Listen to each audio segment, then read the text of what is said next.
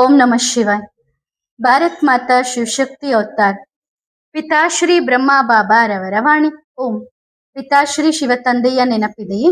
ಮುರಳಿಯ ದಿನಾಂಕ 8/8/2026. ಪ್ರಾತಃ class revise course 11/6/2020. ಓಂ ನಮಃ ಶಿವಾಯ. ಮುದ್ದಾದ ಮಕ್ಕಳೇ, ಈಗ ಆದಿಯೇ ಅಂತ್ಯವಾಗಿ ಶುರುವಾಗಿದೆ. ನೀವು ಮಕ್ಕಳು ಆದಿಯಲ್ಲಿ ಹೇಗಿದ್ದೀರೋ ಹಾಗೆಯೇ ಮತ್ತೆ ಆಗಿ, ಏನೋ ಜ್ಞಾನವೇ ಇಲ್ಲದಂತೆ, ಏನೋ ತಿಳಿಯದಂತೆ, ಪಕ್ಕ ತಂದೆಯ ಸಮಾನ ಮುಗ್ಧ ಮತ್ತು ಮಧುರರಾಗಿ ಬಿಡಿ. ಓಂ ನಮಃ ಶಿವಾಯ್. ಬಾಲ್ಯದ ದಿನಗಳನ್ನು ಮರೆಯಬೇಡಿರಿ. ಬಾಲ್ಯದ ದಿನಗಳು ಮರಳಿ ಬಂದದ್ದು ಯಾವಾಗಲಾದರೂ ಆಗಿದೆಯೇ? ಲೌಕಿಕ ಪ್ರಪಂಚದಲ್ಲಿ ಇದು ಯಾವಾಗ ಸಂಭವಿಸಿದೆ? ಲೌಕಿಕ ಪ್ರಪಂಚದಲ್ಲಿ ಮಗು ಬೆಳೆದು ದೊಡ್ಡವನಾದ ಮೇಲೆ ವೃದ್ಧನಾದಾಗಲೂ ಮಗುವಿನಂತೆಯೇ ಆಗುತ್ತಾನೆ. ಅಂದರೆ ಸಂಸ್ಕಾರಗಳು ಮಗುವಿನಂತೆ ಆಗುತ್ತವೆ. ಮುಂದಿನ ಜನ್ಮಕ್ಕೆ ಹೋಗುವ ಮೊದಲು ಆತ್ಮದಲ್ಲಿರುವ ಸಂಸ್ಕಾರಗಳು ಇಮರ್ಜ್ ಆಗುತ್ತವೆ ಮತ್ತು ನಂತರ ಹೋಗಿ ಮಗುವಾಗುತ್ತಾನೆ. ಮುಂದಿನ ಮಗುವಿನ ಜನ್ಮವನ್ನು ಪಡೆದುಕೊಳ್ಳುತ್ತಾನೆ. ಲೌಕಿಕ ಪ್ರಪಂಚದಲ್ಲಿ ಇದೊಂದು ಬಹಳ ಒಳ್ಳೆಯ ಚಕ್ರವಾಗಿದೆ. ಮಗು ಚಿಕ್ಕದಿದ್ದಾಗ ಬಹಳ ಮುಗ್ಧವಾಗಿರುತ್ತದೆ, ಬಹಳ ಪ್ರೀತಿಯಿಂದ ಕೂಡಿರುತ್ತದೆ, ನಿರಹಂಕಾರಿಯಾಗಿರುತ್ತದೆ. ಪ್ರಪಂಚದಲ್ಲೂ ಹೇಳುತ್ತಾರೆ ಮಗು ದೈವ ಸ್ವರೂಪವೆಂದು, ಹೌದಲ್ಲವೇ? ಆದರೆ ಜೀವನದ ಯಾತ್ರೆ ಶುರುವಾದಾಗ ನಿಧಾನವಾಗಿ ಬೆಳೆಯುತ್ತಾ ಹೋದಂತೆ ದೇಹದ ಅಭಿಮಾನ ಬರುತ್ತದೆ, ಮನಸ್ಸಿನಲ್ಲಿ ಅಹಂಕಾರ ಬರುತ್ತದೆ ಮತ್ತು ಅಭಿಮಾನದ ವಶವಾಗಿ ತನ್ನನ್ನು ತಾನು ಪ್ರಪಂಚದ ರಾಜ ಎಂದು ತಿಳಿದುಕೊಳ್ಳತೊಡಗುತ್ತಾನೆ. ನಂತರ ಸ್ಥಿತಿ ಕೆಳಗಿಳಿಯುತ್ತಾ ಹೋದಂತೆ ವಾನಪ್ರಸ್ಥದ ಕಡೆಗೆ ಹೋದಾಗ, ಶರೀರ ಮುಪ್ಪಾದಾಗ ನಿಧಾನವಾಗಿ ಅದೇ ಬಾಲ್ಯಾವಸ್ಥೆಗೆ ಬಂದು ಬಿಡುತ್ತಾನೆ, ಪವಿತ್ರನಾಗುತ್ತಾನೆ, ಮುಗ್ಧ ಮಗುವಿನಂತೆ ಆಗುತ್ತಾನೆ. ಏಕೆಂದರೆ ಅವನಿಗೆ ಮುಂದಿನ ಜನ್ಮದ ಸಂಸ್ಕಾರಗಳು ಮೊದಲು ಈ ಜನ್ಮದಲ್ಲಿ ಇಮರ್ಜ್ ಆಗಬೇಕಲ್ಲವೇ? ಆಗ ತಾನೇ ಮುಂದಿನ ಜನ್ಮ ಸಿಗುವುದು. ಶರೀರ ಬಿಡುವ ಸಮಯ ಬಂದಾಗ ಪಕ್ಕ ಸಣ್ಣ ಮಗುವಿನಂತೆ ಆಗುತ್ತಾನೆ. ಸಣ್ಣ ಸಣ್ಣ ವಿಷಯಕ್ಕೆ ಮುನಿಸಿಕೊಳ್ಳುವುದು, ಹೌದಲ್ಲವೇ? ಸ್ವಲ್ಪ ವೃದ್ಧರಾದಾಗ ಗಮನಿಸಿ ನೋಡಿ, ವಿಕಾರಗಳಿಂದ ದೂರವಾಗುತ್ತಾರೆ. ಮುಂದಿನ ಜನ್ಮದಲ್ಲಿ ಮತ್ತೆ ಮಗುವಾಗುತ್ತಾರೆ. ಹಾಗಾದರೆ ಸಂಸ್ಕಾರ ಎಲ್ಲಿ ಇಮರ್ಜ್ ಆಯಿತು? ಇದೇ ಜನ್ಮದಲ್ಲಿ. ಈಗ ಈ ಶೂಟಿಂಗ್ ಎಲ್ಲಿ ನಡೆಯಿತು? ಸಂಗಮ ಯುಗದಲ್ಲಿ. ಹೇಗೆ ನಡೆಯಿತು? ಈಗ ನೋಡಿ, ಸಾಕಾರದಲ್ಲಿ ಬಹಳ ಪ್ರೀತಿಯ ಪಾಲನೆ ದೊರೆತಾಗ ಬಹಳ ಚೆನ್ನಾಗಿ ಅನಿಸಿತು. ಎಲ್ಲ ಮುಗ್ಧ ಪ್ರೀತಿಯ ಮಕ್ಕಳು ಜನ್ಮ ತಾಳಿದರು. ಆ ಸಮಯದಲ್ಲಿ ನಾವು ಇರುವವರೆಗೂ ಅಂತಹ ಪ್ರೀತಿಯ ಮಕ್ಕಳು, ಮುಗ್ಧ ಮಕ್ಕಳು, ತಂದೆಯ ಮಧುರ ಮಕ್ಕಳು, ಮಧುರ ಮಕ್ಕಳು. ನಾವು ಹೋದ ತಕ್ಷಣ ರಾಜ್ಯವು ಮಕ್ಕಳ ಕೈಗೆ ಹೋಯಿತು. ಪ್ರಗತಿಯಂತೂ ಬಹಳವಾಯಿತು, ಸೇವೆಯೂ ಬಹಳ ಬೆಳೆಯಿತು. ಆದರೆ ಸ್ಥಿತಿ ಡೋಲಾಯಮಾನವಾಗತೊಡಗಿತು, ಕೆಳಗೆ ಬೀಳತೊಡಗಿತು. ಸೇವೆ ಬೆಳೆಯಿತು, ಚೆನ್ನಾಗಿ ಆಯಿತು, ಆದರೆ ಎಷ್ಟು ತೀವ್ರಗತಿಯಲ್ಲಿ ಆಗಬೇಕಿತ್ತು, ಈಗ ಏನಾಯಿತು? ಪಕ್ಕ ಮತ್ತೆ ಎಲ್ಲಿಗೆ ಬಂದೆವು? ಆದಿಯೇ ಅಂತ್ಯದಲ್ಲಿ. ಅಂದರೆ ವಾನಪ್ರಸ್ಥಿ, ಪಕ್ಕಾ ವೃದ್ಧರು ಮತ್ತು ನಂತರ ಬಾಲ್ಯದ ದಿನಗಳು ಮತ್ತೆ ಬಂದವು ತಾನೆ? ಬಾಲ್ಯದ ದಿನಗಳು ನೆನಪಾದವೇ? ಆ ಬಾಲ್ಯದ ದಿನಗಳು ಬಂದಿವೆ. ಈಗ ಮತ್ತೆ ಬಾಲ್ಯ ಬಂದಿದೆ. ಯಾವುದು? ಅಂತ್ಯದ ಬಾಲ್ಯ ಬಂದಿದೆ. ಆದಿಯ ಬಾಲ್ಯ ಕಳೆದು ಹೋಗಿದೆ. ಆದರೆ ಈಗ ಅಂತ್ಯದ ಬಾಲ್ಯವಾಗಿದೆ, ಅಂತ್ಯದ ಸಮಯವಾಗಿದೆ. ಈಗ ಏನು ಮಾಡಬೇಕು? ಈಗ ಎಲ್ಲಿಗೆ ಹೋಗಬೇಕು? ಈಗ ಮನೆಯ ಬಾಲ್ಯ ಬಂದಿದೆ. ಅಂದರೆ ಈಗ ನಿಮ್ಮ ಸಂಸ್ಕಾರಗಳು ಮುಗ್ಧ, ಪ್ರೀತಿಯ, ಮಧುರ, ಏನೂ ಜ್ಞಾನವೇ ಇಲ್ಲದಂತೆ, ಏನೂ ತಿಳಿಯದಂತೆ ಮಧುರರಾಗಿ ಬಿಡಿ. ಹಾಗಾದರೆ ನೀವು ಮಕ್ಕಳು ಅಂತಹವರಾಗಿದ್ದೀರಾ? ನೋಡಿ, ತಂದೆಗೆ ಎಂತಹ ಮಕ್ಕಳು ಇಷ್ಟ? ಆದಿಯಲ್ಲೂ ಎಂತಹ ಮಕ್ಕಳು ಇಷ್ಟವಾಗಿದ್ದರು? ಪಕ್ಕ ಮಧುರ, ಪುಟ್ಟ ಪ್ರೀತಿಯ ಮುಗ್ಧ ಮಕ್ಕಳು. ಅಂತ್ಯದಲ್ಲೂ ಅದೇ ಮುಗ್ಧ ಮಕ್ಕಳು. ಶರೀರ ದೊಡ್ಡದಿದ್ದರೂ ಸಂಸ್ಕಾರಗಳು ಹೇಗಿರುತ್ತವೆ? ಮುಗ್ಧ. ತಂದೆಯ ಎಂತಹ ಮಕ್ಕಳು? ಮುಗ್ಧ ಮಕ್ಕಳು. ಹಾಗಾದರೆ ಈಗ ಅದೇ ಯಾವ ಬಾಲ್ಯ? ಅಂತ್ಯದ ಬಾಲ್ಯ ಬಂದಿದೆ, ವೃದ್ಧಾಪ್ಯದ ಬಾಲ್ಯ ಬಂದಿದೆ, ಮನೆಗೆ ಹೋಗುವ ಬಾಲ್ಯ ಬಂದಿದೆ, ಸತ್ಯ ಯುಗಕ್ಕೆ ಹೋಗುವ ಬಾಲ್ಯ ಬಂದಿದೆ. ಈ ಸಂಸ್ಕಾರಗಳು ಈಗ ಇಮರ್ಜ್ ಆಗುತ್ತವೆ. ಸತ್ಯಯುಗಕ್ಕೆ ಹೋಗುವ ಬಾಲ್ಯ ಬಂದಿದೆ. ಈ ಸಂಸ್ಕಾರಗಳು ಈಗ ಇಮರ್ಜ್ ಆಗುತ್ತವೆ. ಈಗ ಬಹಳ ಚೆನ್ನಾಗಿ ಅನಿಸುತ್ತದೆ, ಬಹಳ ಖುಷಿ ಸಿಗುತ್ತದೆ, ಬಹಳ ಆನಂದ ಬರುತ್ತದೆ. ನೆನಪು ಮಾಡುವುದರಲ್ಲಿ ಬಹಳ ಮಜಾ ಇರುತ್ತದೆ. ಅದಕ್ಕಾಗಿ ಏನು ಮಾಡಬೇಕು? ಬಹಳ ಪ್ರೀತಿಯಿಂದ ಕುಳಿತುಕೊಂಡು, ನನ್ನ ಬಾಬಾ, ನನ್ನ ಜೊತೆಗಾರ, ನನ್ನ ಹತ್ತಿರ ಕುಳಿತುಕೊಳ್ಳಿ, ನಿಮ್ಮನ್ನೇ ನೋಡುತ್ತಾ ಇರುತ್ತೇನೆ. ತಂದೆಯ ಮೇಲೆ ಅಷ್ಟು ಪ್ರೀತಿ ಇರಲಿ. ಪ್ರೀತಿಯಲ್ಲಿ ಕಣ್ಣುಗಳಲ್ಲಿ ನೀರು ಬರಬೇಕು. ಬಾಬನ ಮೇಲೆ ಅಷ್ಟು ಪ್ರೀತಿ ಇರಲಿ. ನನ್ನ ಬಾಬಾ, ನಾನು ನಿಮ್ಮನ್ನು ಬಹಳ ಪ್ರೀತಿಸುತ್ತೇನೆ. ನಾನು ಹೇಗಿದ್ದೇನೋ, ಮುಗ್ಧನೋ ಏನೋ, ಏನೇ ಆಗಿದ್ದರೂ ಬಾಬಾ, ನಾನು ನಿಮ್ಮವನು. ನಾನು ನಿಮ್ಮವನೇ ಆಗಿದ್ದೆ, ನಿಮ್ಮವನೇ ಆಗಿದ್ದೇನೆ, ನಿಮ್ಮವನೇ ಆಗಿರುತ್ತೇನೆ. ನಾನು ಡೋಲಾಯಮಾನವಾದರೆ ನನ್ನನ್ನು ಯಾರು ನೋಡಿಕೊಳ್ಳುತ್ತಾರೆ ಬಾಬಾ? ನೀವಿದ್ದೀರಲ್ಲ ಬಾಬಾ. ಹೀಗೆ ಕುಳಿತು ಬಾಬನ ಜೊತೆ ಮಾತನಾಡಿ. ಬಾಬಾ, ಬನ್ನಿರಿ, ನನಗೆ ಯೋಗ ಮಾಡಲು ಆಗುತ್ತಿಲ್ಲ, ಯೋಗ ಜೋಡಣೆಯಾಗುತ್ತಿಲ್ಲ, ಆದರೆ ನೀವು ನನ್ನನ್ನು ನೆನಪು ಮಾಡಿಕೊಳ್ಳಿ. ಬಾಬಾ, ನೀವು ನನ್ನ ಜೊತೆ ಯೋಗ ಮಾಡಿ. ಬಾಬಾ, ನೀವು ನನ್ನನ್ನು ನೆನಪು ಮಾಡಿಕೊಳ್ಳಿ ಅಲ್ಲವೇ? ಕುಳಿತು ಹೀಗೆಲ್ಲ ಮಾತನಾಡಿ. ವಿಷಯವಂತೂ ಒಂದೇ, ನೀವು ಬಾಬನನ್ನು ನೆನಪು ಮಾಡಿ ಅಥವಾ ಬಾಬಾ ನಿಮ್ಮನ್ನು ನೆನಪು ಮಾಡಲಿ. ಆದರೆ ನೀವು ಕುಳಿತು ಹೀಗೆ ಹೇಳಿದಾಗ, ಬಾಬಾ, ನೀವು ನನ್ನನ್ನು ಬಹಳ ಪ್ರೀತಿಯಿಂದ ನೆನಪು ಮಾಡಿರಿ. ಆಗ ಬಾಬಾ ಹೇಳುತ್ತಾರೆ, ನೋಡಿ, ಇವನು ನನ್ನ ಮಗು, ನನಗೆ ನೆನಪು ಬರುತ್ತಿಲ್ಲ, ಆದರೆ ನೀವು ನನ್ನನ್ನು ನೆನಪು ಮಾಡಿ ಎನ್ನುತ್ತಿದ್ದಾನೆ. ಹೌದಲ್ಲವೇ? ಏಕೆಂದರೆ ಅದರಲ್ಲೂ ನೆನಪಿದೆ. ಏನು ಹೇಳುತ್ತಿದ್ದಾರೆ? ಬಾಬಾ, ನೀವು ನನ್ನನ್ನು ನೆನಪು ಮಾಡಿಕೊಳ್ಳಿ. ಹಾಗಾದರೆ ಯಾರನ್ನು ನೆನಪು ಮಾಡುತ್ತಿದ್ದಾರೆ? ಬಾಬನನ್ನೇ ನೆನಪು ಮಾಡುತ್ತಿದ್ದಾರೆ ತಾನೇ. ಹಾಗಾಗಿ ನಾವು ಎಷ್ಟು ಪ್ರೀತಿಯವರಾಗಬೇಕು, ಎಷ್ಟು ಮಧುರರಾಗಬೇಕು ಎಂದರೆ ತಂದೆಯೇ ನಮ್ಮನ್ನು ನೆನಪು ಮಾಡಬೇಕು. ಎಷ್ಟು ಪ್ರೀತಿ ಎಂದರೆ ನನ್ನ ಬಾಬಾ ನನ್ನನ್ನು ನೆನಪು ಮಾಡಬೇಕು. ವಾ, ನಾನು ಸೌಭಾಗ್ಯಶಾಲಿ ಆತ್ಮ, ನನ್ನ ಭಾಗ್ಯ ಬರೆಯುವ ಭಗವಂತನೇ ನನಗೆ ಸಿಕ್ಕಿದ್ದಾರೆ. ಹಾಗಾದರೆ ನನ್ನ ಭಾಗ್ಯ ಎಷ್ಟು ಶ್ರೇಷ್ಠವಾಗಿದೆ, ನಾನು ಎಷ್ಟು ಮಹಾನಾತ್ಮ. ಹಾಗಾದರೆ ಈಗ ಏನು ಹೇಳುತ್ತೀರಿ? ಬಾಬಾ, ನೀವು ನನ್ನನ್ನು ನೋಡುತ್ತೀರಿ, ನೀವು ನನ್ನನ್ನು ಗಮನಿಸುತ್ತೀರಿ. ನಾನು ಎಲ್ಲಾದರೂ ಉಲ್ಟಾ ಪಲ್ಟಾ ನಡೆದರೆ ನನ್ನನ್ನು ಎಳೆಯಿರಿ, ನನ್ನನ್ನು ಮತ್ತೆ ಲೈನಿಗೆ ಕರೆತನ್ನಿರಿ. ನಾನು ಚಿಕ್ಕ ಮಗು ತಾನೆ ಬಾಬಾ, ನೀವು ನನ್ನ ತಂದೆ. ಹೀಗೆ ಇದು ಮುಗ್ಧ ಪ್ರೀತಿ ಮತ್ತು ಮುಗ್ಧ ತಂದೆಯ ಮುಗ್ಧ ಮಗು. ಹಾಗಾದರೆ ಈ ಬಾಬಾ ಬಹಳ ಮಧುರ ಬಾಬಾ ಅಲ್ಲವೇ? ಎಷ್ಟು ಪ್ರೀತಿಯ ಬಾಬಾ. ವಾ, ಒಳ್ಳೆಯದು. ಮತ್ತೆ ಹೇಳಿರಿ. ಮಕ್ಕಳು ಹೇಳಿದರು, ಎಲ್ಲಾ ಮಕ್ಕಳು ಬಾಬನ ಸಂದೇಶಕ್ಕಾಗಿ ಕಾಯುತ್ತಿದ್ದಾರೆ. ಸಂದೇಶ ನೋಡಿ ಮಕ್ಕಳೇ, ಸ್ಥಿತಿ ಏನಾಗುತ್ತದೆ? ಮಕ್ಕಳು ಯಾವಾಗ ಹೇಳುತ್ತಾರೆ, ಬಾಬಾ, ಈಗ ನನಗೆ ಯೋಗ ಕುದುರುತ್ತಿಲ್ಲ, ಯೋಗ ಜೋಡಣೆಯಾಗುತ್ತಿಲ್ಲ. ಆಗ ತಂದೆ ಆ ಮಕ್ಕಳಿಗೆ ಹೇಳುತ್ತಾರೆ, ಯೋಗ ಎನ್ನುವ ಪದವನ್ನೇ ತೆಗೆದು ಹಾಕಿರಿ. ಯೋಗ ಏಕೆ ಮಾಡುತ್ತೀರಿ? ಯೋಗ ಮಾಡಲು ಯಾರು ಹೇಳಿದರು? ನೀವು ನಿಮ್ಮ ಲೌಕಿಕ ಮಗುವನ್ನು ಹೇಗೆ ನೆನಪು ಮಾಡುತ್ತೀರಿ? ಯೋಗ ಎಂಬ ಪದವನ್ನು ತೆಗೆದು ಬಿಡಿ. ಕೇವಲ ನೆನಪು. ನೆನಪು ಎನ್ನುವ ಶಬ್ದ ಬಂದಾಗ ನೆನಪು ತನ್ನಷ್ಟಕ್ಕೆ ತಾನೇ ಬರುತ್ತದೆ. ನೋಡಿ, ಏನು ಮಾಡಬೇಕು? ಯಾವಾಗಲಾದರೂ ಯಾವುದೇ ಕರ್ಮ ಮಾಡುತ್ತಿದ್ದರೂ ತಂದೆಯ ನೆನಪು ತಕ್ಷಣ ಬಂದಿತು. 1 ನಿಮಿಷ ಕುಳಿತು ಬಿಡಿ, ಅಷ್ಟು ಪ್ರೀತಿಯಿಂದ ನೆನಪು ಮಾಡಿ. ಬಾಬಾ, ಬನ್ನಿ, ನನ್ನ ಜೊತೆ ಬನ್ನಿ, ಇಂತಹ ಸೇವೆ ಮಾಡಬೇಕಿದೆ, ಇಬ್ಬರೂ ಸೇರಿ ಈ ಸೇವೆ ಮಾಡೋಣ. ಯಾರಾದರೂ ತಮ್ಮ ಪಾಲುದಾರರನ್ನು ಮರೆಯುತ್ತಾರೆಯೇ? ಬಿಸ್ನೆಸ್ ನಲ್ಲಾಗಲಿ ಅಥವಾ ಗೃಹಸ್ಥದಲ್ಲಾಗಲಿ, ಎಲ್ಲೇ ಇರಲಿ, ಬಿಸ್ನೆಸ್ ಇದ್ದು ಯಾರಾದರೂ ಪಾಲುದಾರರಿದ್ದರೆ ಬುದ್ಧಿಯಿಂದ ಅವನ ನೆನಪು ಹೋಗುತ್ತದೆಯೇ? ಪ್ರತಿಯೊಂದು ಖಾತೆಯಲ್ಲೂ ಹೆಸರಿರುತ್ತದೆ, ಪ್ರತಿಯೊಂದರಲ್ಲೂ ಹೆಸರಿರುತ್ತದೆ. ಹಾಗಿದ್ದಾಗ ಒಬ್ಬ ಪಾಲುದಾರ ಇನ್ನೊಬ್ಬನನ್ನು ಮರೆಯಲು ಸಾಧ್ಯವೇ? ಈಗ ಗೃಹಸ್ಥಕ್ಕೆ ಬನ್ನಿರಿ.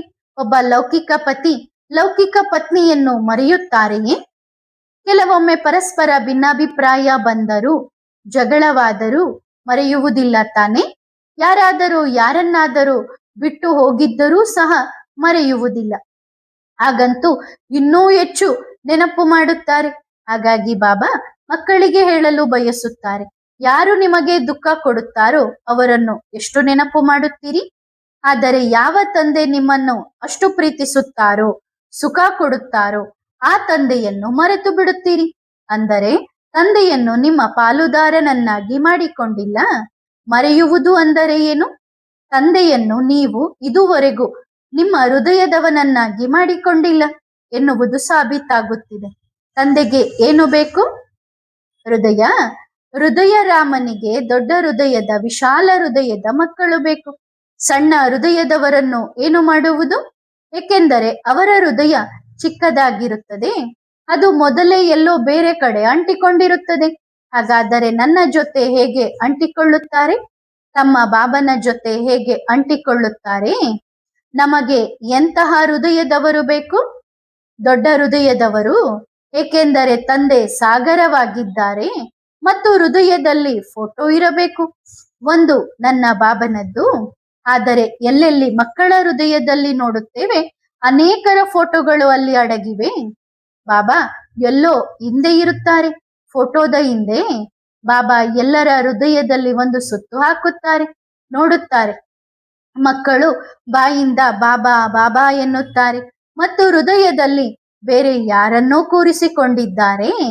ಇದೇ ತಾನೆ? ಎಲ್ಲವನ್ನೂ ಬಾಬಾ ನೋಡುತ್ತಿದ್ದಾರೆ. ಒಬ್ಬೊಬ್ಬ ಮಗುವಿನ ಚಾರ್ಟ್ ಅನ್ನು ವತನದಲ್ಲಿ ಬಿಡಿಸಿ ಬಿಡಿಸಿ ನೋಡುತ್ತಾರೆ. ಬಾಯಿಂದ ಏನು ಹೇಳುತ್ತಾರೆ ಮತ್ತು ಹೃದಯದಲ್ಲಿ ಅಸಂಖ್ಯಾತ ಫೋಟೋಗಳು ಅಡಗಿರುತ್ತವೆ. ಮತ್ತು ನಾವು ನಮ್ಮ ಬಾಬನನ್ನು ಹುಡುಕಲು ಹೋದಾಗ ಅಲ್ಲಿ ಎಲ್ಲೋ ಯಾರದ್ದೋ ಫೋಟೋದ ಹಿಂದೆ ಅಡಗಿರುತ್ತಾರೆ.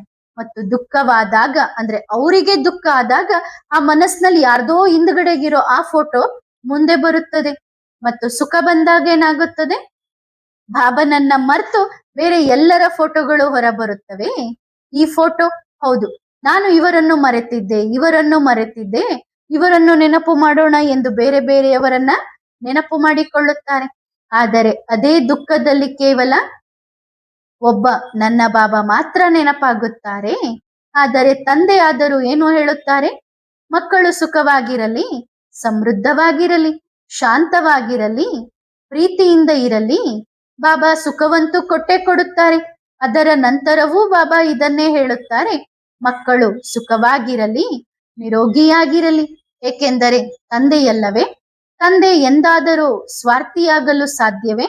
ಮಕ್ಕಳು ಆಗಬಹುದು, ತಂದೆ ಎಂದಾದರೂ ಆಗುತ್ತಾರೆಯೇ? ತಂದೆ ನೋಡಿ, ಲೌಕಿಕ ಪ್ರಪಂಚದಲ್ಲೂ ಒಂದು ಮಗು ತನ್ನ ತಂದೆಯ ಹತ್ತಿರ ಯಾವಾಗ ಹೋಗುತ್ತದೆ? ಯಾವಾಗ 1-2 ಆಣೆದ್ದು ಬೇಕಾಗಿರುತ್ತದೋ, ಅಂದ್ರೆ ಹಣ ಬೇಕಾಗಿರುತ್ತದೋ ಆಗ. ನಮ್ಮ ಕಾಲದಲ್ಲಿ ಆಣೆ ನಡೆಯುತ್ತಿತ್ತು. 1 ಆಣೆ, 2 ಆಣೆ, 1 ಪೈಸೆ, 2 ಪೈಸೆ.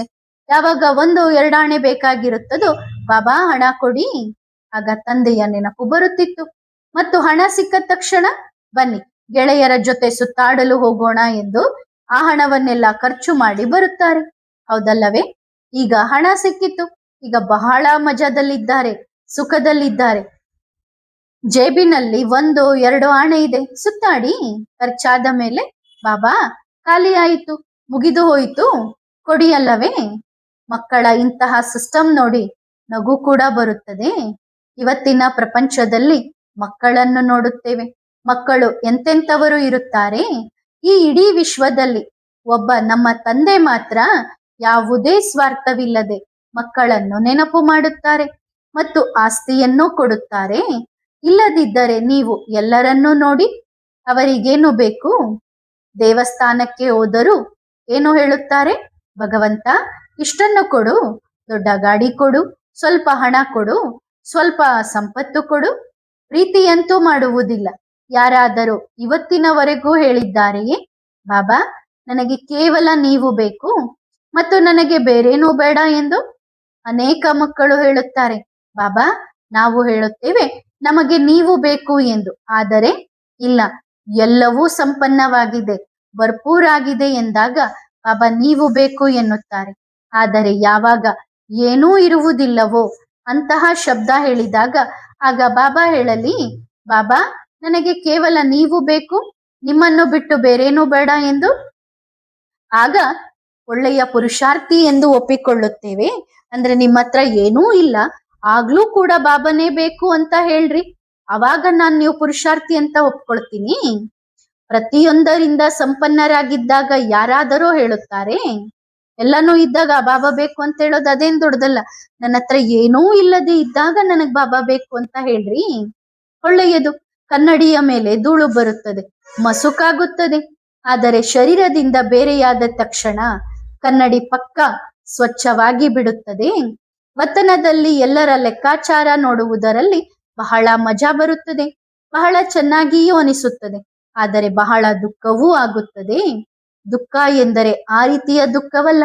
ದುಃಖವೇನೆಂದರೆ ಮಕ್ಕಳಿಗೆ ಇಷ್ಟೊಂದು ತಿಳಿಸಿ ಹೇಳುತ್ತಿದ್ದರೂ ಮಕ್ಕಳು ಅಸಡ್ಡೆ ಮಾಡುತ್ತಿದ್ದಾರೆ, ಗೊಂದಲಕ್ಕೊಳಗಾಗುತ್ತಿದ್ದಾರೆ. ಈಗ ನೋಡಿ, ಈ ತಂದೆಯ ಪ್ಲಾನಿಂಗ್ ಇದೆಯಲ್ಲ, ಇದರಲ್ಲಿ ಹೇಗೆ ಶೋಧನೆ ನಡೆಯುತ್ತದೆ. ಎಂತಹ ಅನನ್ಯ ಮಕ್ಕಳು ಹೊರಬರುತ್ತಾರೆ. ಇಷ್ಟು ಸಮಯದಿಂದ ನಾವು ವಜ್ರವನ್ನು ಹುಡುಕುತ್ತಿದ್ದೆವು. ಈಗ ತಂದೆ ಹುಲ್ಲು ಕಸದಿಂದ ವಜ್ರವನ್ನು ಹೊರತೆಗೆಯುತ್ತಾರೆ. ಹುಲ್ಲು ಕಸವನ್ನು ಏನು ಮಾಡುತ್ತಾರೆ? ಸೈಡ್ ಮಾಡುತ್ತಾರೆ.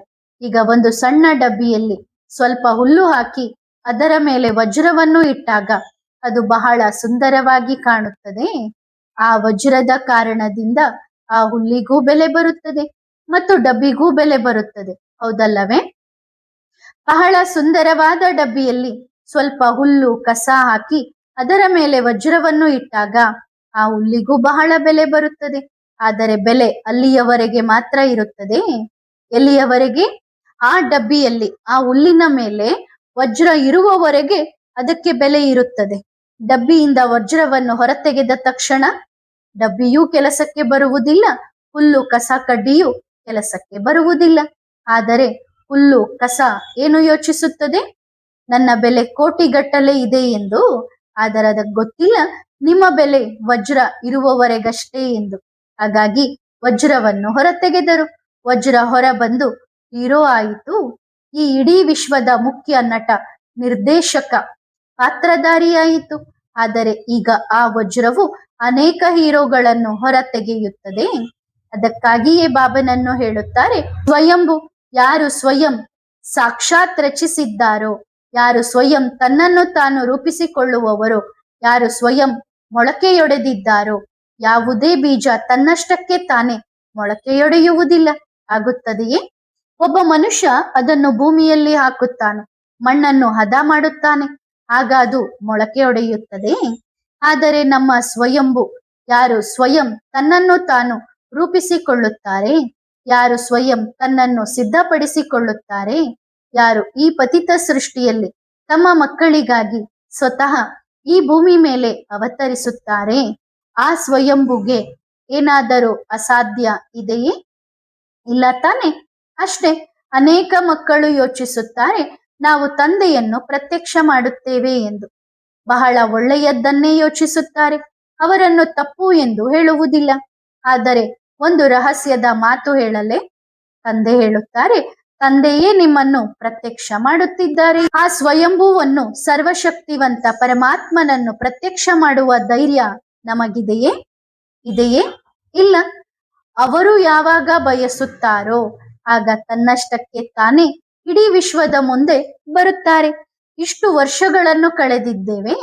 ಗುಪ್ತ ವೇಷದಲ್ಲಿ ಸಾಧಾರಣ ವೇಷ ಧರಿಸಿ ಭಗವಂತ ಧರೆಗೆ ಬಂದರು ಮತ್ತು ಅವರನ್ನು ಯಾರೂ ಗುರುತಿಸಲು ಸಾಧ್ಯವಾಗಲಿಲ್ಲ. ಈ ಗಾಯನ ಹೇಗೆ ಆಗುತ್ತಿತ್ತು? ಒಂದು ವೇಳೆ ಗುಪ್ತ ರೂಪದಲ್ಲಿ ತಂದೆಯ ಪಾತ್ರ ನಡೆಯದಿದ್ದರೆ ವಿಶ್ವದ ಮಹಾರಾಜರು ಯಾರಾದರೂ ಹೇಗೆ ಆಗುತ್ತಿದ್ದರು? ತಂದೆಯನ್ನು ಗುರುತಿಸುವಲ್ಲಿ ಒಂದು ವೇಳೆ ಅವರು ವಿರಾಟ ರೂಪ ಧರಿಸಿದ್ದಾರೆ, ದೊಡ್ಡ ರೂಪ ತೋರಿಸಿದ್ದರೆ ಇಡೀ ವಿಶ್ವವೇ ಗುರುತಿಸುತ್ತಿತ್ತು. ಅದರಲ್ಲಿ ದೊಡ್ಡ ವಿಷಯವೇನಿದೆ? ದೊಡ್ಡ ವಿಷಯವೆಂದರೆ ಪಕ್ಕ ಸಾಧಾರಣ ದೇಹದಲ್ಲಿ ತಂದೆಯನ್ನು ಗುರುತಿಸುವುದು. ಅದಕ್ಕಾಗಿಯೇ ಭಕ್ತಿ ಮಾರ್ಗದಲ್ಲಿ ಏನು ಹೇಳುತ್ತಿದ್ದರು? ಭಕ್ತಿ ಮಾರ್ಗದಲ್ಲಿ ನಾವು ದೊಡ್ಡ ಗೀತಾಶಾಸ್ತ್ರಗಳನ್ನು ಓದಿದೆವು. ನಾಯಿ, ಬೆಕ್ಕು ಎಲ್ಲದರಲ್ಲೂ ಭಗವಂತನಿದ್ದಾನೆ ಎಂದು ಹೇಳುತ್ತಿದ್ದರು. ನಿಮ್ಮ ಮನೆ ಬಾಗಿಲಿಗೆ ಯಾರಾದರೂ ಬಂದರೆ ಅವರನ್ನು ಬರಿಗೈಯಲ್ಲಿ ಕಳುಹಿಸಬೇಡಿ, ಬಹುಶಃ ಅವರಲ್ಲಿಯೂ ಭಗವಂತನಿರಬಹುದು ಎಂದು ಹೇಳುತ್ತಿದ್ದರು. ಎಷ್ಟು ಗೊಂದಲದಲ್ಲಿ ಹಾಕಿದರೆಂದರೆ ಭಗವಂತ ಯಾವ ರೂಪದಲ್ಲಾದರೂ ಬರಬಹುದು ಎಂದು. ಅದಕ್ಕಾಗಿಯೇ ಭಗವಂತ ಸರ್ವವ್ಯಾಪಿ ಎಂದು ಹೇಳಲು ಶುರು ಮಾಡಿದರು ಮತ್ತು ಎಲ್ಲದರಲ್ಲೂ ಭಗವಂತನನ್ನು ನೋಡಲು ಶುರು ಮಾಡಿದರು. ಯಾವ ರೂಪದಲ್ಲಾದರೂ ಭಗವಂತ ಬರಬಹುದು. ಶೂಟಿಂಗ್ ಸಂಗಮ ಯುಗದಲ್ಲೇ ಆಯಿತು, ಏಕೆಂದರೆ ತಂದೆ ಪಕ್ಕ ಸಾಧಾರಣ ತನುವನ್ನು ತೆಗೆದುಕೊಂಡರು. ತಂದೆ ಹೇಳಿದರು, ತಂದೆ ಮಕ್ಕಳಿಂದ ಸೇವೆ ಮಾಡಿಸಬಹುದು, ತಂದೆ ಮಕ್ಕಳ ಮೂಲಕ ಬಂದು ಮಾತನಾಡಬಹುದು, ಬಾಬಾ ಬಂದು ಮಾತನಾಡಿಸಬಹುದು. ಆದರೆ ಅದರ ಅರ್ಥವನ್ನು ಸರ್ವವ್ಯಾಪಿಯ ರೂಪದಲ್ಲಿ ತೆಗೆದುಕೊಂಡರು. ಎಲ್ಲದರಲ್ಲೂ ನೀನೇ ನೀನು. ಅದಕ್ಕಾಗಿಯೇ ಎಲ್ಲದರಲ್ಲೂ ಭಗವಂತನನ್ನು ನೋಡಲು ಶುರು ಮಾಡಿದರು. ಪ್ರಕೃತಿಯನ್ನು ಪರಮಾತ್ಮನೇ ತನ್ನ ಪ್ರೀತಿಯ ಮಧುರ ಬಾಬನೇ ರಚಿಸಿದ್ದಾರೆ. ಅವರು ರಚಯಿತ, ಆದರೆ ಎಲ್ಲದರಲ್ಲೂ ಅವರಿದ್ದಾರೆ ಎಂದಲ್ಲ. ಒಂದು ಸೂರ್ಯ ಪ್ರತಿದಿನ ಹುಟ್ಟುತ್ತಾನೆ, ತನ್ನ ಕೆಲಸ ಮಾಡುತ್ತಾನೆ, ತನ್ನೆಲ್ಲ ಬೆಳಕನ್ನು 4 ಕಡೆ ಹರಡುತ್ತಾನೆ ಮತ್ತು ಸಂಜೆಯಾಗುವಷ್ಟರಲ್ಲಿ ಎಲ್ಲವನ್ನೂ ಹಿಂತೆಗೆದುಕೊಳ್ಳುತ್ತಾನೆ. ಇವು ಈ ಭೂಮಿಯ ಮಂಟಪಗಳು, ದೀಪಗಳು. ಇವು ಈ ವಿಶ್ವದಲ್ಲಿ ಈ ಪ್ರಕೃತಿಯ ಶರೀರವನ್ನು ನಡೆಸಲು ನಿಮಿತ್ತವಾಗುತ್ತವೆ. ಈಗ ಸೂರ್ಯನ ಕಿರಣ ಬೇರೆ ಮತ್ತು ಸೂರ್ಯ ಬೇರೆ. ಕಿರಣವನ್ನು ಸೂರ್ಯ ಮತ್ತು ಸೂರ್ಯನನ್ನು ಕಿರಣ ಎಂದು ಹೇಳಲಾಗುತ್ತದೆಯೇ? ಅಥವಾ ಕಿರಣದಲ್ಲೇ ಸೂರ್ಯನಿದ್ದಾನೆ, ಸೂರ್ಯನಲ್ಲೇ ಕಿರಣವಿದೆ ಎಂದು ಹೇಳುತ್ತಾರೆಯೇ? ಇಬ್ಬರು ಪರಸ್ಪರ ಅಷ್ಟು ಬೆಸೆದುಕೊಂಡಿದ್ದರೂ ಸಹ, ಒಬ್ಬರಿಲ್ಲದೆ ಇನ್ನೊಬ್ಬರಿಲ್ಲದಿದ್ದರೂ ಸಹ ಸೂರ್ಯನನ್ನು ಬೇರೆ ಅಥವಾ ಕಿರಣವನ್ನು ಬೇರೆ ಎಂದೇ ಹೇಳುತ್ತಾರೆ. ಸೂರ್ಯನಿಂದಲೇ ಕಿರಣಗಳು ಹೊರಬರುತ್ತವೆ, ಅಂದರೆ ಪರಮಾತ್ಮನಿಂದಲೇ ಆತ್ಮಗಳು, ಮಕ್ಕಳು ಹೊರಬರುತ್ತಾರೆ. ಅವರು ಜನ್ಮದಾತ ಅಲ್ಲವೇ? ಎಂದಾದರೂ ಮಗುವನ್ನು ತಂದೆಯನ್ನು ಮಗು ಎಂದು ಹೇಳುತ್ತಾರೆಯೇ? ಒಂದು ಮಗು ಹೋಗಿ ತಂದೆಯಲ್ಲಿ ಲೀನವಾಯಿತು ಹೇಳುತ್ತಾರೆಯೇ? ಲೌಕಿಕ ಪ್ರಪಂಚದಲ್ಲಿ ಇದು ಇಲ್ಲ ಎಂದ ಮೇಲೆ ಪಾರಲೌಕಿಕ ತಂದೆಯ ವಿಷಯದಲ್ಲಿ ಈ ನಿಯಮ ಹೇಗೆ ಅನ್ವಯವಾಗಲು ಸಾಧ್ಯ? ಹೇಗೆ ಸಾಧ್ಯ? ತಂದೆಯೇ ಮತ್ತು ಮಕ್ಕಳು ಮಕ್ಕಳೇ. ಆದರೆ ಶಕ್ತಿಗಳು ಹೇಗಿವೆ ಎಂದರೆ, ಉದಾಹರಣೆಗೆ ಲೌಕಿಕ ಪ್ರಪಂಚದಲ್ಲಿ ಹೇಳುತ್ತಾರೆ ಅಲ್ಲವೇ, ತಂದೆ ತಾತನ ಗುಣಗಳು ಮಕ್ಕಳಲ್ಲಿ ಬರುತ್ತವೆ ಎಂದು. ಆದರೆ ಮಗು ಸಂಘದೋಷಕ್ಕೆ ಒಳಗಾದಾಗ ತಂದೆ ತಾತನ ಗುಣಗಳನ್ನು ಮರೆತು ಬಿಡುತ್ತಾನೆ. ಹಾಗೆಯೇ ನಾವೆಲ್ಲ ಆತ್ಮಗಳು ಆ ಪ್ರೀತಿಯ ಪರಮಾತ್ಮನ ಮಕ್ಕಳು. ಆದರೆ 84 ಜನ್ಮಗಳ ಚಕ್ರದಲ್ಲಿ ಬಂದಂತೆ, ಸಂಘ ದೋಷದಲ್ಲಿ ಬಂದಂತೆ ತಮ್ಮ ಸುಖ, ಶಾಂತಿ, ಪ್ರೀತಿ, ಆನಂದ, ಪವಿತ್ರತೆ ಈ ಎಲ್ಲಾ ಗುಣಗಳನ್ನು ಮರೆತು ಬಿಡುತ್ತೇವೆ. ವಜ್ರದ ಮೇಲೆ ಮಣ್ಣು ಕುಳಿತರೆ ಮಣ್ಣು ಕಾಣುತ್ತದೆಯೇ ಹೊರತು ವಜ್ರ ಕಾಣುವುದಿಲ್ಲ ಅಲ್ಲವೇ? ಆದರೆ ವಾಸ್ತವವಾಗಿ ನೋಡಿದರೆ ಅದು ವಜ್ರವೇ. ಮಣ್ಣು ಸ್ವಚ್ಛವಾದ ತಕ್ಷಣ ವಜ್ರದ ಹೊಳಪು ಬಹಳ ಚೆನ್ನಾಗಿ ಆಗುತ್ತದೆ. ಹಾಗೆಯೇ ನಮ್ಮ ಮಧುರ ಬಾಬಾ ಪ್ರೀತಿಯ ಬಾಬಾ ಕೂಡ ಹೌದು, ದಾದಾ ಕೂಡ ಹೌದು. ಸುಖದ ಸಾಗರ, ಪ್ರೇಮ ಸಾಗರ, ಆನಂದ ಸಾಗರ, ಪವಿತ್ರತೆಯ ಸಾಗರ, ಶಾಂತಿಯ ಸಾಗರವಾಗಿದ್ದಾರೆ, ಸರ್ವಗುಣಗಳ ಸಾಗರವಾಗಿದ್ದಾರೆ. ಮತ್ತು ನಾವು ಏನಾಗಿದ್ದೇವೆ? ಸ್ವರೂಪವಾಗಿದ್ದೇವೆ. ಈಗ ನಮ್ಮಲ್ಲಿ ಬಂದಿರುವ ಈ ಕೆಟ್ಟತನಗಳು ಅವಗುಣಗಳಾಗಿವೆ, ಅಂದ್ರೆ ಕೆಟ್ಟ ಗುಣಗಳು ಅವಗುಣಗಳಾಗಿವೆ. ಸಂಘ ದೋಷದಲ್ಲಿ ಬಂದು ಎಲ್ಲಾ ಮಕ್ಕಳು ತಮ್ಮ ಸ್ವರೂಪವನ್ನು ಮರೆತಿದ್ದಾರೆ, ತಮ್ಮ ಗುಣಗಳನ್ನು ಮರೆತಿದ್ದಾರೆ. ಹಾಗಾಗಿ ಮತ್ತೆ ಅವರನ್ನು ನೆನಪು ಮಾಡಿ ತಂದೆಯ ಕಾರಂಜಿಯ ಕೆಳಗೆ, ಪ್ರೀತಿಯ ಕಾರಂಜಿಯ ಕೆಳಗೆ ಕುಳಿತುಕೊಳ್ಳಿ ಮತ್ತು ಒಬ್ಬ ತಂದೆಯನ್ನು ನೆನಪು ಮಾಡಿದರೆ ನಿಮ್ಮ ಹೊಳಪು ಜಾಸ್ತಿ ಆಗುತ್ತಾ ಹೋಗುತ್ತದೆ ಮತ್ತು ನಮ್ಮ ವಜ್ರದ ಬೆಳಕು, ಗುಣಗಳ ಹೊಳಪು 4 ಕಡೆ ಹರಡುತ್ತದೆ. ಆತ್ಮದಿಂದ ಕೆಟ್ಟತನ ಹೊರ ಹೋದಾಗ ನಮ್ಮ ಗುಣಗಳ ಹೊಳಪು 4 ಕಡೆ ಹರಡಿ ಸುಖ ನೀಡುತ್ತದೆ, ಶಾಂತಿ ನೀಡುತ್ತದೆ, ನೆರಳು ನೀಡುತ್ತದೆ. ನಾನು ಆತ್ಮ ಮತ್ತು ನನ್ನ ಬಾಬಾ. ಕೊನೆಯ ಪಾಠ ಇದೇ ಆಗಿದೆ. ಓಂ ಅಂದರೇನು? ಮೊದಲು ಇದೆ ಮತ್ತು ಕೊನೆಯೂ ಇದೆ ಅಲ್ಲವೇ? ನೋಡಿ, ಮೊದಲು ಎಲ್ಲಾ ಕಡೆ ಓಂ ಇರುತ್ತಿತ್ತು, ಆಗ ಈ ಬ್ಯಾಡ್ಜ್ ಇರಲಿಲ್ಲವಲ್ಲ. ಇದರಲ್ಲೂ ಏನು ಬರೆಸುತ್ತಿದ್ದರು? ಓಂ. ಇಲ್ಲಿ ಶಾಲೆಯ ಡ್ರೆಸ್ ಮೇಲೂ ಓಂ ಇರುತ್ತಿತ್ತು, ಮನೆಯಲ್ಲೂ ಓಂ. ಸಾಕಾರದ ದಿನಗಳು ಎಷ್ಟು ಪ್ರೀತಿಯಿಂದ ಕೂಡಿದ್ದವು. ಈಗ ಆ ದಿನಗಳು ಬಂದಿವೆ. ಆ ದಿನಗಳು ಎಷ್ಟು ಪ್ರೀತಿಯಿಂದ ಕೂಡಿದ್ದವು ಮತ್ತು ಈ ದಿನಗಳು ಎಷ್ಟು ಪ್ರೀತಿಯಿಂದ ಕೂಡಿವೆ. ಬಾಬಾ ಮೊದಲು ಜೊತೆಯಲ್ಲಿದ್ದರು, ಬಾಬಾ ಈಗಲೂ ಜೊತೆಯಲ್ಲಿದ್ದಾರೆ. ಸರಿತಾನೆ ಮಕ್ಕಳೇ? ಒಳ್ಳೆಯದು. ಎಲ್ಲಾ ಮಕ್ಕಳಿಗೆ ಹೇಳಿ, ಗೊಂದಲಕ್ಕೊಳಗಾಗುವ ವಿಷಯವಿಲ್ಲ. ಹೆಚ್ಚು ಯೋಚಿಸಿದರೆ ಗೊಂದಲಕ್ಕೊಳಗಾಗುತ್ತೀರಿ. ಈಗ ಯೋಚಿಸಿ, ನನ್ನಲ್ಲಿ ಏನೂ ಜ್ಞಾನವಿಲ್ಲ, ನಾನು ಆತ್ಮ ಮತ್ತು ನನ್ನ ಬಾಬಾ ಅಷ್ಟೇ. ಮತ್ತು ಈ ಸಂಸಾರ ಸೃಷ್ಟಿ ಚಕ್ರವಾಗಿದೆ.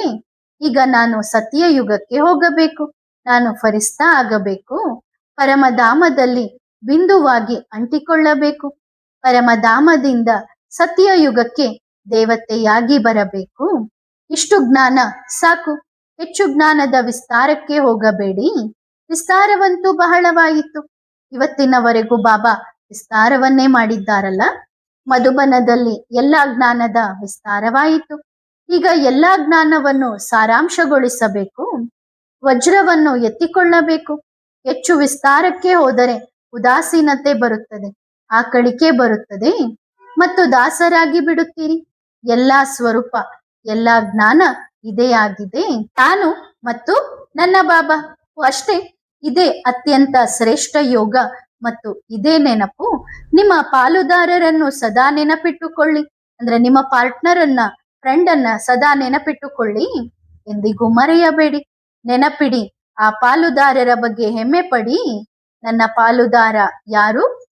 ಮಾಲೀಕರು ಅವರೇ. ನಾನು ನಿಮಿತ್ತನಾಗಿ ಕಾರ್ಯವನ್ನು ಮಾಡುತ್ತಿದ್ದೇನೆ. ಎಲ್ಲೆಲ್ಲಿ ಬಾಯಿಗೆ ಬರುತ್ತದೆ, ಒಳಗಡೆ ಬರುತ್ತದೆ ನಾನು ಮಾಲೀಕ ಎಂದು, ಅಲ್ಲಿ ನಿಮಿತ್ತ ಭಾವ ಮರೆತು ಹೋದಾಗ ಟೆನ್ಷನ್ ಆಗುತ್ತದೆ. ಅಂದ್ರೆ ಇದಕ್ ನಾನೇ ಮಾಲೀಕ ಅಂತಂದೇಳಿ ಯಾವಾಗ ನಿಮ್ ಮನಸ್ಸಿನಲ್ಲಾಗ್ಲಿ, ಬಾಯಲ್ಲಾಗ್ಲಿ, ನಿಮ್ಮ ಅಂತರಂಗದಲ್ಲಾಗ್ಲಿ ಬಂತು ಅಂದ್ರೆ ಆಗ ಮಾಲೀಕನನ್ನ ಮರೆತು ಬಿಡ್ತೀವಿ. ನಾನ್ ನಿಮಿತ್ತ ಅನ್ನೋದನ್ನು ಮರಿತೀವಿ. ನಾನೇ ಮಾಲೀಕ, ನನ್ನಿಂದಲೇ ಎಲ್ಲ ಅನ್ನೋದು ಬರುತ್ತೆ. ಆಗ ನಿಮಗ್ ಟೆನ್ಷನ್ ಆಗತ್ತೆ, ಬುದ್ಧಿ ಅಲೆದಾಡತ್ತೆ. ಬಾಬಾ ತಮ್ಮ ಮಕ್ಕಳ ಎಲ್ಲರ ಚಾರ್ಟ್ ಅನ್ನು ವತನದಲ್ಲಿ ಬಿಡಿಸಿ ಬಿಡಿಸಿ ನೋಡುತ್ತಾರೆ. ಕೆಲವು ಮಕ್ಕಳು ಚಾರ್ಟ್ ಕೊಡುವುದಿಲ್ಲ. ಸರಿ, ಕೊಡದಿದ್ದರೆ ಬೇಡ, ಆದರೂ ತಂದೆ ತೆಗೆದುಕೊಳ್ಳುತ್ತಾರೆ. ಎಲ್ಲಾ ಮಕ್ಕಳು ತಮ್ಮ ತಮ್ಮ ಚಾರ್ಟ್ ಕೊಡಿ. ಸೂಕ್ಷ್ಮ ವಿಷಯಗಳನ್ನು ಚೆಕ್ ಮಾಡಿ. ಬಾಯಲ್ಲಿ ಒಂದು, ಹೃದಯದಲ್ಲಿ ಇನ್ನೊಂದು ಇಲ್ಲ ತಾನೆ? ಒಳಗೂ ಹೊರಗೂ ಒಬ್ಬ ತಂದೆ ಬೇಕು ಅಷ್ಟೇ. ಸರಿ ತಾನೆ ಮಕ್ಕಳೇ? ಯಾರ ಬಗ್ಗೆಯೂ ಏನನ್ನೂ ಯೋಚಿಸಬೇಡಿ. ಕೇವಲ ಇದನ್ನು ಯೋಚಿಸಿ, ಇವರನ್ನು ಆರಿಸಿದವರು ಯಾರು ಮತ್ತು ನನ್ನ ಬಾಬನ ಆಯ್ಕೆಯಲ್ಲಿ ಎಂದಿಗೂ ತಪ್ಪಾಗಲು ಸಾಧ್ಯವಿಲ್ಲ. ಅದಕ್ಕಾಗಿ ನಿಮ್ಮ ಬಗ್ಗೆಯೂ ಹೆಮ್ಮೆ ಪಡಿ. ಮತ್ತು ತಂದೆ ಏನು ಹೇಳಿದ್ದಾರೆ? ಇವರು ನನ್ನ ಪ್ರೀತಿಯ ಮಗು, ಹಾಗಾಗಿ ಒಬ್ಬರನ್ನೊಬ್ಬರು ತಿದ್ದುವುದನ್ನು ಬಿಟ್ಟು ಬಿಡಿ. ನಿಮ್ಮನ್ನು ನೀವು ತಿದ್ದಿಕೊಳ್ಳಿ. ಸರಿತಾನೆ ಮಕ್ಕಳೇ? ಮತ್ತೆ ಭೇಟಿಯಾಗೋಣ. ಎಲ್ಲಾ ಮಕ್ಕಳಿಗೆ ನೆನಪು ಪ್ರೀತಿಯನ್ನು ನೀಡಿ. ಬಾಬನ ನೆನಪು ಪ್ರೀತಿಗಳು ಬಾಬನ ಕಡೆಯಿಂದ, ನನ್ನ ಮಧುರ ಪರಮಧಾಮವಾಸಿ ಮಧುಬನವಾಸಿ ಬಾಬನ ಕಡೆಯಿಂದ ನೆನಪು ಪ್ರೀತಿಗಳು. ಇಂತಹ ಮಧುರ ಬಾಬನಿಂದ ಎಲ್ಲಾ ಮಕ್ಕಳಿಗೆ ಮಧುರಾತಿ ಮಧುರ ನೆನಪು ಪ್ರೀತಿಗಳು. ಮಧುರ ಗುಡ್ ಮಾರ್ನಿಂಗ್ ಮತ್ತು ಮಧುರಾತಿ ಮಧುರ ನಮಸ್ತೆ. ಮತ್ತು ಸತ್ಯಯುಗದ ದೊಡ್ಡ ಹಸಿರು ಬರುತ್ತಿದೆ. ಈಗ ಹೋಗುತ್ತೇವೆ. ಬಹಳ ಮಜಾ ಇರುತ್ತದೆ. ಖುಷಿಯಾಗಿರಿ. ಮತ್ತೆ ಭೇಟಿಯಾಗೋಣ. ಒಳ್ಳೆಯದು. ಆತ್ಮಿಕ ಮಕ್ಕಳು ಆತ್ಮಿಕ ಮಾತ್ ಪಿತಾ ಬಾಪ್ ದಾದಾರವರಿಗೆ ಮಾಡುವ ನೆನಪು ಪ್ರೀತಿ ಮತ್ತು ನಮಸ್ತೆ. ಧನ್ಯವಾದ ಬಾಬಾ. ಶುಕ್ರಿಯಾ. ವರದಾನ ನಂಬರ್ 1 ಲಕ್ಷಧಾರಿ ಭವ. ಅಂದ್ರೆ ನಂಬರ್ 1 ಗುರಿ ಉಳ್ಳವರಾಗಿರಿ. ನೀವು ಮಕ್ಕಳು ಪ್ರತಿಯೊಬ್ಬರು ಸದಾ 108ರ ಮಾಲೆಯಲ್ಲಿ ಬರುವ ಗುರಿಯನ್ನು ಇಟ್ಟುಕೊಳ್ಳಿ. ಗುರಿ ಶ್ರೇಷ್ಠವಾಗಿದ್ದರೆ ಲಕ್ಷಣಗಳು ಕೂಡ ಆಟೋಮೆಟಿಕಲಿ ಬರುತ್ತವೆ. 16,000ದ ಗುರಿಯನ್ನು ಎಂದಿಗೂ ಇಟ್ಟುಕೊಳ್ಳಬೇಡಿ. ಸದಾ ನಂಬರ್ 1 ಅಲ್ಲಿ ಬರುವ ಪುರುಷಾರ್ಥ ಮತ್ತು ನಂಬರ್ 1ನ ಗುರಿಯನ್ನು ಇಟ್ಟುಕೊಳ್ಳಿರಿ. ಒಳ್ಳೆಯದು. ಓಂ ನಮಃ ಶಿವಾಯ.